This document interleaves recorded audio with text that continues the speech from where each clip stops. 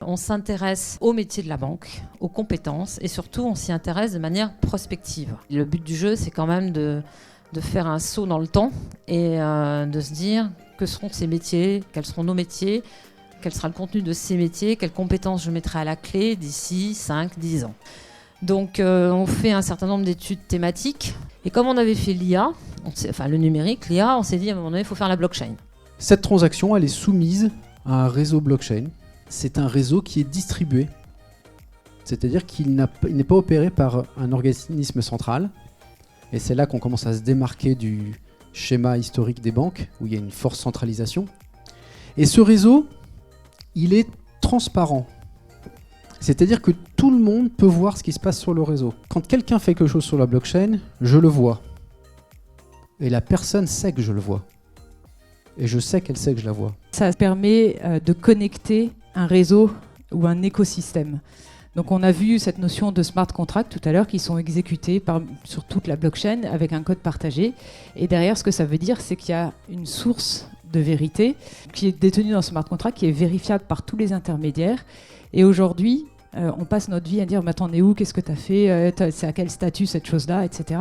Là, l'idée, c'est vraiment de se dire l'information, elle est dans la blockchain.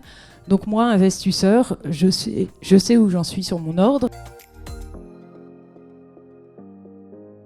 Aujourd'hui, la banque est un opérateur de confiance qui permet de certifier des échanges financiers entre plusieurs acteurs, des investisseurs d'un côté et des emprunteurs de l'autre. La banque aujourd'hui est bien armée parce qu'elle maîtrise par ses processus internes, par ses compétences actuelles, les mécanismes de teneur de compte, d'opérateurs certifiés, et on est capable effectivement vis-à-vis d'un régulateur d'apporter une certaine crédibilité à des opérations qui sont parfois complexes.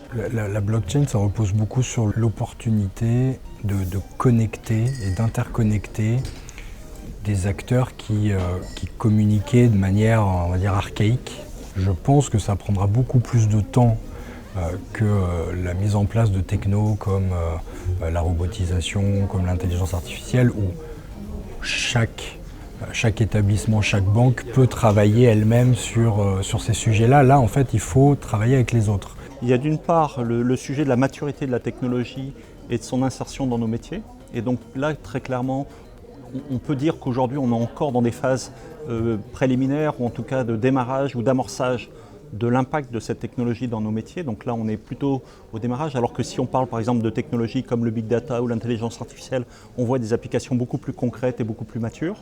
On est tous, je pense, conscients que les métiers le métier ou les métiers qu'on exerce aujourd'hui, demain, ils seront tous différents. Donc voilà, le monde change, ça tout le monde le sait. Mais en revanche, voilà, c'est de pouvoir se dire, il ne faut pas avoir peur de la technique, au contraire, elle peut nous simplifier des schémas, des process.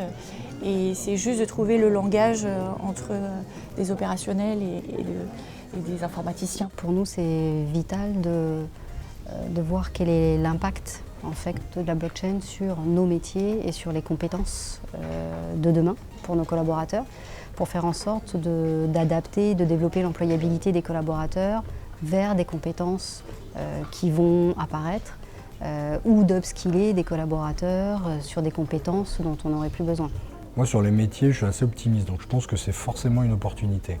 La menace qu'il pourrait y avoir, c'est sur le manque de maîtrise. On voit toutes les dérives ou les débats qu'il peut y avoir autour de la blockchain. Je pense qu'on ne va pas aller vers ça dans l'industrie bancaire.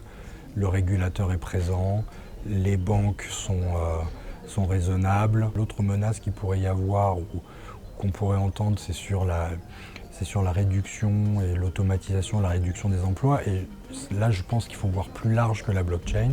Il faut voir d'une manière générale sur la transformation digitale. Je pense que la transformation digitale, ça permet d'augmenter le niveau de service qu'on offre à nos clients. L'exigence de nos clients est croissante, va continuer à l'être et de toute façon, on va être dans l'obligation de fournir de nouveaux services, de nouvelles solutions et ça va occuper beaucoup de monde. Nous, dans notre atelier, on arrivait, j'allais dire, à s'accorder sur le fait que la blockchain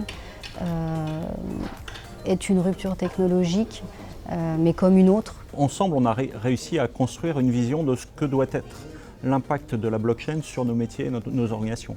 Et c'est clair que le monde bancaire, depuis quelques années, a vécu beaucoup de transformations. Et aujourd'hui, l'étape blockchain n'est qu'une étape dans une transformation plus en profondeur, à la fois de notre rôle en tant qu'agent économique, mais aussi dans notre manière d'effectuer notre métier, d'effectuer nos tâches au quotidien et nos projets au quotidien. Je pense qu'on aura réussi l'intégration de la blockchain quand un collaborateur l'utilisera sans savoir qu'il y a de la blockchain derrière.